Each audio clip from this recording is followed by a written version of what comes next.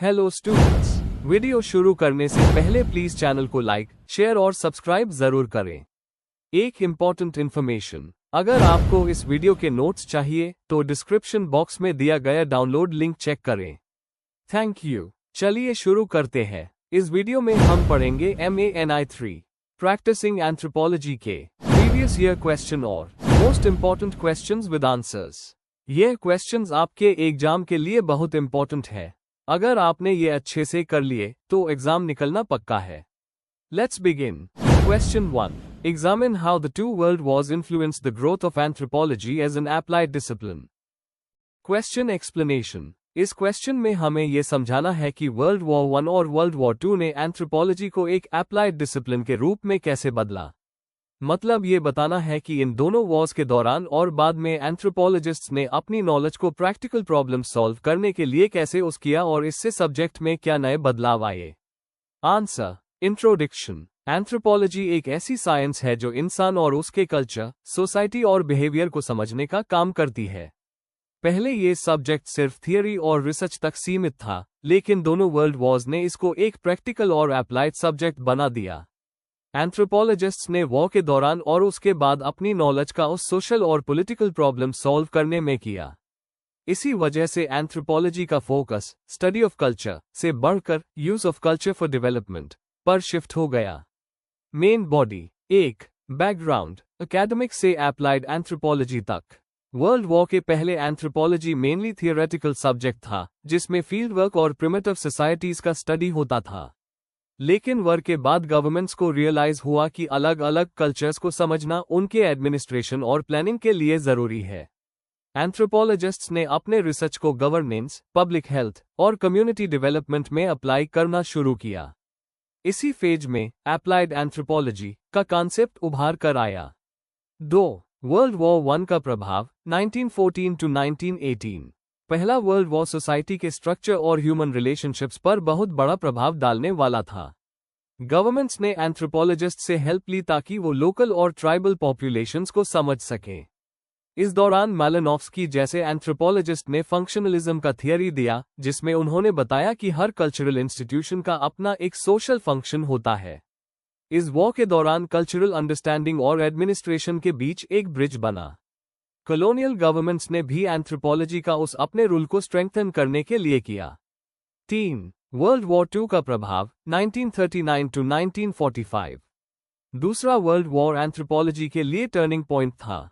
बहुत से एंथ्रोपोलॉजिस्ट्स ने आर्मी और गवर्नमेंट एजेंसीज के साथ काम किया। अमेरिका में एंथ्रोपोलॉजिस्ट्स ऑफिस ऑफ वॉर इंफॉर्मेशन और office of strategic services OSS के लिए काम कर रहे थे। रथ बेनेडिक्ट और मार्गरेट मीड ने एनिमी नेशंस जैसे जापान और जर्मनी के कल्चर पर स्टडी की, जिससे वॉर स्ट्रैटेजीज और पोस्ट वॉर प्लानिंग में हेल्प मिली।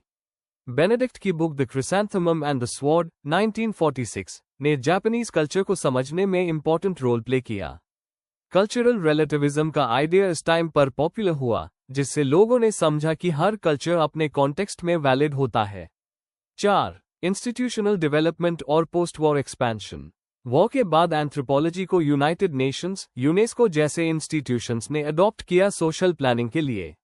यूनिवर्सिटीज ने अप्लाइड एंथ्रोपोलॉजी के कोर्सेस स्टार्ट किए। 1941 में सोसाइटी फॉर अप्लाइड एंथ्रोपोलॉजी बनी, जो एक माइलस्टोन था। एंथ्रोपोलॉजिस्ट्स ने हेल्थ, डेवलपमेंट और कम्युनिटी वेलफेयर जैसे नए एरियाज में काम करना स्टार्ट किया। इस टाइम पर मेडिकल और डेवलपमेंट एंथ्रोपोलॉजी जैसे नए ब्रांचेस डेवलप हुए। 5. एथिकल और थियोरेटिकल चेंजेस। वॉर के दौरान गवर्नमेंट के साथ काम करने पर एथिक्स का इश्यू भी उठा। क्या एंथ्रोपोलॉजी को न्यूट्रल रहना चाहिए या नेशन के इंटरेस्ट में काम करना चाहिए? पोस्ट वॉर पीरियड में एंथ्रोपोलॉजिस्ट्स ने एथिकल रिसर्च और कम्युनिटी के वेलफेयर पर फोकस किया। थियोरेटिकल अप्रोचेस प्रैक्टिकल हो गए। अब एंथ्रोपोलॉजी सिर्फ ऑब्जर्वेशन नहीं बल्कि सॉल्यूशन देने वाली साइंस बन गई। कंक्लूजन। दोनों वर्ल्ड वॉर्स ने एंथ्रोपोलॉजी के नेचर और पर्पस को पूरी तरह बदल दिया। ये सब्जेक्ट सिर्फ स्टडी ऑफ मन नहीं रहा, बल्कि मन के प्रॉब्लम्स को सॉल्व करने का एक प्रैक्टिकल टूल बन गया। अप्लाइड एंथ्रोपोलॉजी के जरिए एंथ्रोपोलॉजिस्ट्स ने गवर्नेंस, पॉलिसी और डेवलपमेंट फील्ड्स में अपना योगदान दिया। If you need the notes of this video, there's a download link in the description box. Be sure to check it out. Thank you. Let's see the next question. Question 2. Define advocacy. Discuss the relationship between advocacy and anthropology. Question explanation. इस question में हमें advocacy की definition देनी है और समझाना है कि इसका एंथ्रोपोलॉजी के साथ क्या संबंध है।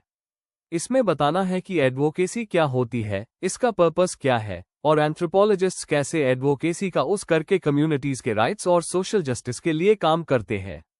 आंसर। इंट्रोडक्शन। एडवोकेसी का मतलब होता है किसी कॉज, पॉलिसी या कम्युनिटी के सपोर्ट में आवाज उठाना या उनके हक में काम करना। एंथ्रोपोलॉजी में एडवोकेसी बहुत इंपॉर्टेंट रोल निभाता है क्योंकि एंथ्रोपोलॉजिस्ट्स अक्सर उन लोगों के साथ काम करते हैं जो सामाजिक या आर्थिक रूप से कमजोर होते हैं। एडवोकेसी एंथ्रोपोलॉजी एक एप्लाइड एंथ्रोपोलॉजी का पार्ट है जिसका मेन गोल होता है रिसर्च के जरिए रियल वर्ल्ड प्रॉब्लम सॉल्व करना। इसका पर्पस है कम्युनिटीज के लिए इंसाफ और समानता दिलाना। Main body. 1. Meaning and concept of advocacy. Advocacy का मतलब होता है डिसीजन मेकर्स और समाज को इन्फ्लुएंस करना ताकि किसी स्पेसिफिक ग्रुप के लिए पॉलिसीज या एटीट्यूड बदला जा सके। सिंपल वर्ड्स में इसका अर्थ होता है दूसरों के लिए बोलना या उनका सपोर्ट करना। एडवोकेसी 2 तरह की होती है, डायरेक्ट, सीधा लोगों के साथ काम करना, और इनडायरेक्ट, पॉलिसी लेवल पर अवेयरनेस बढ़ाना। एंथ्रोपोलॉजी में एडवोकेसी का मतलब है अपने एंथ्रोपोलॉजिकल नॉलेज का यूज करके लोगों को एम्पावर करना और उनके राइट्स के लिए काम करना। एग्जाम्पल, ट्राइबल लोगों के लैंड राइट्स या हेल्थ के लिए एंथ्रोपोलॉजिस्ट्स काम करते हैं, ये एडवोकेसी का बेस्ट एग्जाम्पल है। 2. Evolution of advocacy in anthropology. पहले एंथ्रोपोलॉजी को एक न्यूट्रल सब्जेक्ट माना जाता था जहां रिसर्चर्स सिर्फ ऑब्जर्व करते थे, इंटरफेयर नहीं। लेकिन वर्ल्ड वॉर के बाद एंथ्रोपोलॉजिस्ट्स ने रियलाइज किया कि उनकी एथिकल जिम्मेदारी भी है अन कम्युनिटीज के प्रति जिनके साथ वो काम करते हैं। एप्लाइड एंथ्रोपोलॉजी के आने से एडवोकेसी पर फोकस बढ़ा। नैन्सी शेपर हगीज और पॉल फॉर्मर जैसे एंथ्रोपोलॉजिस्ट्स ने एंगेज्ड एंथ्रोपोलॉजी का कॉन्सेप्ट दिया जिसमें रिसर्चर सिर्फ स्टडी नहीं करता बल्कि चेंज भी लाता है। आज के टाइम में एडवोकेसी एंथ्रोपोलॉजी का एक एथिकल पार्ट बन चुका है। 3. Relationship between advocacy and anthropology. Advocacy और एंथ्रोपोलॉजी एक दूसरे के साथ जुड़ा हुआ रिलेशनशिप शेयर करते हैं, दोनों का गोल है ह्यूमन वेलफेयर और सामाजिक सुधार। एंथ्रोपोलॉजी समाज को समझने का टूल देती है और एडवोकेसी उस नॉलेज को प्रैक्टिकल एक्शन में बदलती है। एंथ्रोपोलॉजिस्ट्स मीडिएटर का काम करते हैं, कम्युनिटीज और पॉलिसी मेकर्स के बीच ब्रिज बनाते हैं। एडवोकेसी से एंथ्रोपोलॉजिस्ट्स कल्चरल हेरिटेज और ह्यूमन राइट्स को प्रोटेक्ट करते हैं, सोशल जस्टिस और इक्वालिटी प्रमोट करते हैं, महिलाओं, बच्चों और ट्राइबल लोगों जैसे वल्नरेबल ग्रुप्स के लिए काम करते हैं, अपनी रिसर्च को एथिकल तरीके से अप्लाई करते हैं। एग्जाम्पल, हेल्थ एंथ्रोपोलॉजी में researchers community based health care models के लिए एडवोकेसी करते हैं। 4. Forms and applications of advocacy in anthropology. Community advocacy local level पर लोगों के साथ मिलकर उनके इश्यूज सॉल्व करना, जैसे एजुकेशन या एनवायरनमेंट के मामले। पॉलिसी एडवोकेसी गवर्नमेंट पॉलिसीज पर इन्फ्लुएंस डालना रिसर्च के जरिए। लीगल एडवोकेसी लैंड राइट्स या लीगल मैटर्स में कम्युनिटी का सपोर्ट करना। पब्लिक एडवोकेसी मीडिया और अवेयरनेस कैंपेन्स के जरिए सोशल इश्यूज पर लोगों को जागरूक करना। केस स्टडी एग्जाम्पल, इंडिया में एंथ्रोपोलॉजिस्ट्स ने ट्राइबल कम्युनिटीज के लैंड और कल्चर को प्रोटेक्ट करने के लिए एनजीओएस के साथ मिलकर काम किया है। ये एडवोकेसी का एक रियल लाइफ एग्जाम्पल है। कंक्लूजन, अंत में एडवोकेसी एंथ्रोपोलॉजी को एक मोरल और प्रैक्टिकल डायरेक्शन देती है। ये रिसर्च को सिर्फ थियरी नहीं बल्कि एक्शन में बदल देती है। एडवोकेसी के थ्रू एंथ्रोपोलॉजिस्ट समाज को समझने के साथ साथ यूएसएमई पॉजिटिव चेंज भी लाते हैं। इसलिए एडवोकेसी आज के टाइम में एंथ्रोपोलॉजी का एक एसेंशियल पार्ट बन चुका है। If you need the notes of this video, there's a download link in the description box. Be sure to check it out. Thank you. Let's see the next question. Question 3. Outlining the various theories of health and illness, evaluate the growth of medical anthropology. Question explanation. इस question में हमें health और illness के अलग अलग theories बतानी है और ये समझाना है कि इन थियरीज ने मेडिकल एंथ्रोपोलॉजी के विकास में क्या योगदान दिया। मतलब, हमें थियोरेटिकल व्यूज के साथ साथ इस फील्ड के ग्रोथ के बारे में लिखना है। Answer, introduction. हेल्थ और इलनेस हर समझ का एक बेसिक पार्ट है, लेकिन इनका मीनिंग हर कल्चर में अलग होता है। एंथ्रोपोलॉजी इन कल्चरल डिफरेंसेस को समझने के लिए मेडिकल एंथ्रोपोलॉजी का यूज करती है। यह स्टडी करती है कि लोग डिजीज, ट्रीटमेंट और हीलिंग को अपने सांस्कृतिक नजरिए से कैसे समझते हैं। हेल्थ और इलनेस के थियरीज हमें बताते हैं कि समझ इन कॉन्सेप्ट्स को कैसे डिफाइन करता है। यह थियरीज मेडिकल एंथ्रोपोलॉजी के विकास का बेस बनी है। Main body. 1. Early theories of health and illness. Naturalistic और पर्सनलिस्टिक थियरीज। एंथ्रोपोलॉजिस्ट्स ने देखा कि कुछ समझ इलनेस को नेचुरल कारणों से समझते हैं और कुछ सुपरनैचुरल कारणों से। नेचुरलिस्टिक थियरी के मुताबिक डिजीज किसी इम्बैलेंस से होती है, जैसे ग्रीक थियरी ऑफ 4 ह्यूमर्स या आयुर्वेदिक डॉक्टर सिस्टम। पर्सनलिस्टिक थियरी के मुताबिक इलनेस किसी भूत, जादू टोना या दूसरे सुपरनैचुरल कारणों से होती है। इन थियरीज ने बताया कि हेल्थ का मतलब हर कल्चर में अलग होता है। एमिक और एटिक अप्रोच। एमिक अप्रोच पेशेंट और कल्चर के अंदर से नजरिया देती है, जबकि एटिक अप्रोच बाहर के साइंटिफिक एंगल से देखती है। दोनों का बैलेंस मेडिकल एंथ्रोपोलॉजी के लिए इंपॉर्टेंट है। 2. थियोरेटिकल फ्रेमवर्क्स इन medical anthropology. Ecological, epidemiological theory. इस थियरी कहता है कि एनवायरनमेंट, कल्चर और डिजीज पैटर्न एक दूसरे से जुड़े हुए हैं। विलियम कॉर्डल जैसे एंथ्रोपोलॉजिस्ट्स ने बताया कि एनवायरनमेंट और लाइफस्टाइल डिजीज पर डायरेक्ट इफेक्ट डालते हैं। एग्जाम्पल, मलेरिया के केस में लोगों के रहने के तरीके और क्लाइमेट दोनों इंपॉर्टेंट फैक्टर्स हैं। Interpretive theory. क्लिफर्ड गिर्ट्स और आर्थर क्लेनमन ने कहा कि इलनेस एक कल्चरल एक्सपीरियंस है। हर सोसाइटी अपनी बिलीफ सिस्टम के हिसाब से डिजीज को मीनिंग देती है। एग्जाम्पल, लैटिन अमेरिका में सस्टो को फियर से जुड़ी इलनेस माना जाता है। यह कल्चर स्पेसिफिक इंटरप्रिटेशन है। Critical medical anthropology (CMA) Meryl singer और हंस बेयर ने 1980 में CMA का कॉन्सेप्ट दिया। इस थियरी का फोकस सोशल इनइक्वालिटी और पावर स्ट्रक्चर पर है। एग्जाम्पल, गरीब लोगों में टीबी जैसे डिसीजेस ज्यादा मिलते हैं क्योंकि उनके पास हेल्थ रिसोर्सेज कम होते हैं। ये एक सोशल फैक्टर है, सिर्फ कल्चरल नहीं। 3. Growth and development of medical anthropology. Historical development. World war II के बाद एंथ्रोपोलॉजिस्ट्स ने हेल्थ प्रॉब्लम्स को कल्चरल एंगल से देखना शुरू किया। इंडिजिनस मेडिसिन और डिजीज इकोलॉजी पर स्टडीज हुई। Integration of theories. Medical anthropology ने बायोलॉजिकल, इकोलॉजिकल, कल्चरल और पॉलिटिकल थियरीज को कंबाइन किया। Applied medical anthropology. Anthropologists hospitals और NGO के साथ काम करने लगे जहां उन्होंने वैक्सीनेशन, न्यूट्रिशन और चाइल्ड बर्थ जैसे एरियाज में लोकल बिलीफ्स को समझकर बेटर हेल्थ प्रोग्राम्स बनाए। 4. Contemporary relevance. आज के समय में medical anthropology global health issues जैसे पैंडेमिक्स, मेंटल हेल्थ और जेंडर बेस्ड इनइक्वालिटीज को समझने में हेल्प करती है। यह फील्ड माइक्रो, कल्चर बेस्ड और मैक्रो, ग्लोबल सिस्टम बेस्ड दोनों लेवल्स पर काम करती है। इसलिए ये सब्जेक्ट आज भी हेल्थ केयर पॉलिसीज और कम्युनिटी प्रोग्राम्स बनाने में क्रूशियल रोल प्ले करता है। कंक्लूजन। हेल्थ और इलनेस के थियरीज, नेचुरलिस्टिक से लेकर क्रिटिकल तक, ने मेडिकल एंथ्रोपोलॉजी को एक स्ट्रॉन्ग एकेडमिक और एप्लाइड फील्ड बनाया है। ये फील्ड बताती है कि हेल्थ सिर्फ बायोलॉजिकल नहीं बल्कि कल्चरल और सोशल कॉन्सेप्ट भी है। आज medical anthropology global health problems के सॉल्यूशंस देने में एक ब्रिज का काम करती है। If you need the notes of this video, there's a download link in the description box. Be sure to check it out. Thank you. Let's see the next question. Question 4. Name the methodologies used by practicing anthropologists in the field, explaining in detail, action research and collaborative research.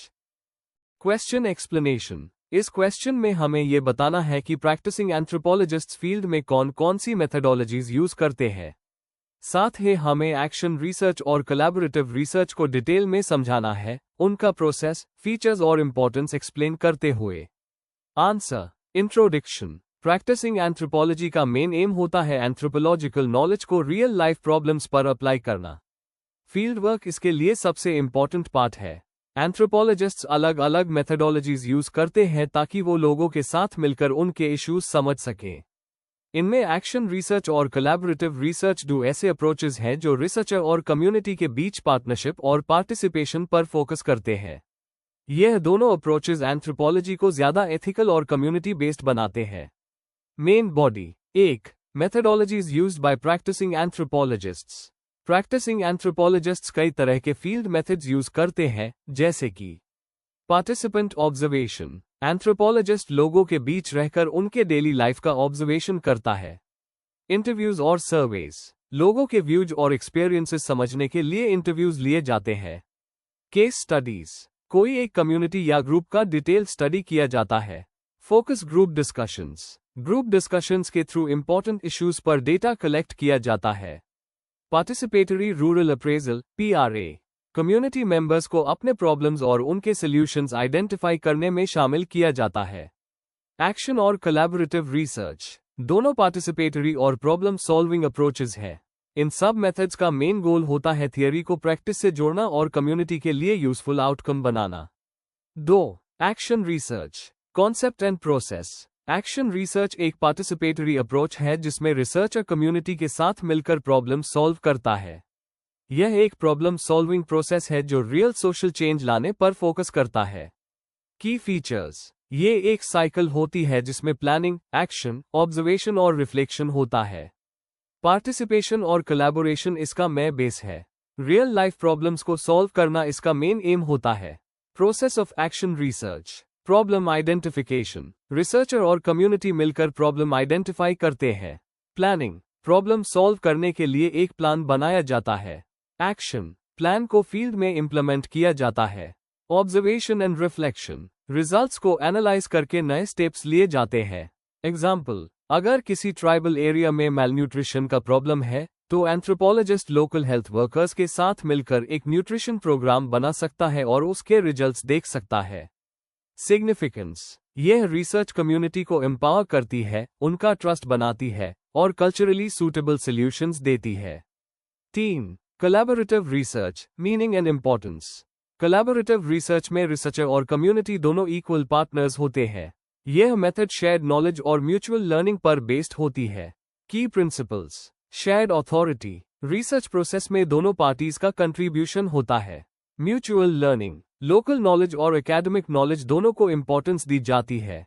Ethical research, transparency और mutual benefit पर focus होता है। Stages of collaborative research, को identification of issues, research topic दोनों मिलकर decide करते हैं। Joint data collection, data collect करने में कम्युनिटी मेंबर्स भी एक्टिवली पार्ट लेते हैं। शेयर्ड एनालिसिस, रिजल्ट्स पर मिलकर डिस्कशन किया जाता है। एप्लीकेशन ऑफ रिजल्ट्स, फाइंडिंग्स को कम्युनिटी डेवलपमेंट के लिए किया जाता है। एग्जाम्पल, अगर रिसर्च इंडिजिनस लैंड यूज पर हो तो एंथ्रोपोलॉजिस्ट लोकल एल्डर्स और यूथ के साथ मिलकर ट्रेडिशनल लैंड मैप्स बना सकता है। एडवांटेजेस, कम्युनिटी का ट्रस्ट और ओनरशिप बढ़ता है। रिसर्च रिजल्ट्स ज्यादा वैलिड और एक्सेप्टेबल होते हैं। एथिकल और पार्टिसिपेटरी रिसर्च प्रमोट होती है। कंक्लूजन, एक्शन रिसर्च और कोलैबोरेटिव रिसर्च ने एंथ्रोपोलॉजी को एक पार्टिसिपेटरी और प्रैक्टिकल डिसिप्लिन बना दिया है। यह मेथड्स सिर्फ डेटा कलेक्ट नहीं करते बल्कि लोगों को एम्पावर भी करते हैं। प्रैक्टिसिंग एंथ्रोपोलॉजिस्ट्स इन अप्रोचेस का यूज करके सोसाइटी के लिए मीनिंगफुल और एथिकल कंट्रीब्यूशन देते हैं। If you need the notes of this video, there's a download link in the description box. Be sure to check it out. Thank you. Let's see the next question.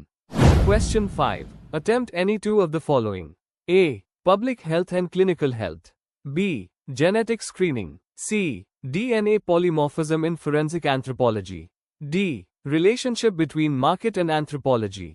Question explanation. इस question में हमें दिए गए 4 topics में से कोई 2 पर लिखना है, लेकिन यहाँ हम सभी 4 टॉपिक्स को शॉर्ट नोट्स के फॉर्म में एक्सप्लेन करेंगे। पब्लिक हेल्थ और clinical health, genetic screening, DNA polymorphism in forensic anthropology और मार्केट और एंथ्रोपोलॉजी के संबंध। हर टॉपिक को सिंपल और क्लियर तरीके से समझाया गया है। आंसर। इंट्रोडक्शन। एंथ्रोपोलॉजी एक ऐसा सब्जेक्ट है जो इंसान को बायोलॉजिकल, कल्चरल और सोशल नजरिए से समझता है। आज के समय में इसके एप्लाइड ब्रांचेस जैसे मेडिकल एंथ्रोपोलॉजी, फोरेंसिक एंथ्रोपोलॉजी और इकोनॉमिक एंथ्रोपोलॉजी बहुत महत्वपूर्ण हो गए हैं। ये टॉपिक्स दिखाते हैं कि एंथ्रोपोलॉजी हेल्थ, जेनेटिक्स और सोसाइटी के फील्ड में कैसे अपना योगदान देती है। इन टॉपिक्स को समझने से हम देख सकते हैं कि anthropology real world problem solve करने में कितनी उपयोगी है। Main body. A. Public health and clinical health. Public health और क्लिनिकल हेल्थ दोनों हेल्थ के इंपॉर्टेंट एस्पेक्ट्स हैं, लेकिन इनका फोकस अलग होता है। पब्लिक हेल्थ समाज के लेवल पर डिजीज प्रिवेंशन और हेल्थ प्रमोशन पर काम करती है। इसका फोकस वैक्सीनेशन, सैनिटेशन और हेल्थ अवेयरनेस पर होता है। एंथ्रोपोलॉजिस्ट स्टडी करते हैं कि कल्चर और बिलीफ्स पब्लिक हेल्थ प्रोग्राम्स को कैसे अफेक्ट करते हैं। एग्जाम्पल, ट्राइबल एरियाज में वैक्सीन लेने से इनकार करना एक कल्चरल रीजन हो सकता है। क्लिनिकल हेल्थ इंडिविजुअल लेवल पर डिजीज डायग्नोसिस और ट्रीटमेंट पर ध्यान देती है। हॉस्पिटल्स और क्लिनिक्स में इसका इम्प्लीमेंटेशन होता है। एंथ्रोपोलॉजिस्ट्स पेशेंट और डॉक्टर के बीच के रिलेशन और इलनेस के कल्चरल मीनिंग्स को स्टडी करते हैं। कंपैरिजन, पब्लिक हेल्थ सामूहिक वेलफेयर पर और क्लिनिकल हेल्थ व्यक्ति के वेलफेयर पर फोकस करती है। दोनों मिलकर कम्युनिटी के ओवरऑल हेल्थ को इंप्रूव करते हैं। B, genetic screening. Genetic screening का मतलब है लोगों या कम्युनिटीज के जीन्स टेस्ट करना ताकि हेरेडिटरी डिजीजेस का पता चल सके। इससे हम जेनेटिक डिसऑर्डर्स जैसे थैलेसीमिया, सिस्टिक फाइब्रोसिस या सिकल सेल एनीमिया को आइडेंटिफाई कर सकते हैं। एंथ्रोपोलॉजिस्ट्स इस प्रोसेस के एथिकल और सोशल एस्पेक्ट्स को स्टडी करते हैं।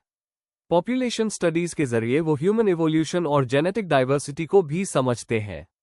एग्जाम्पल, टे-सैक्स डिजीज के लिए जूइश पॉपुलेशन में स्क्रीनिंग।